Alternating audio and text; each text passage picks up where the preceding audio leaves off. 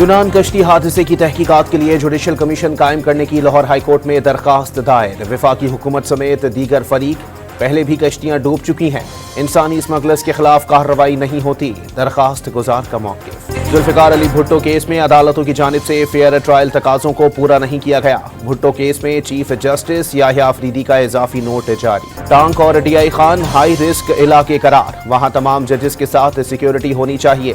Peshawar high court میں additional chief secretary Khyber Pakhtunkhwa کا اعتراف۔ ریاض میں وزیر داخلہ کا سعودی عرب کے ڈائریکٹریٹ آف پاسپورٹ کا دورہ، محسن نقوی نے مختلف شعبے دیکھے، کال سینٹر کا معائنہ بھی کیا، جعل سازی کی روک تھام کے لیے مؤثر اقدامات پر تبادلہ خیال کیا۔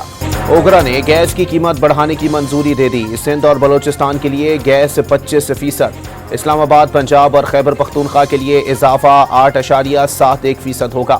سوئی صدرن کا اوسط ٹیرف 1762 اور سوئی نادرن کا ٹیرف 1778 روپے ہو جائے گا۔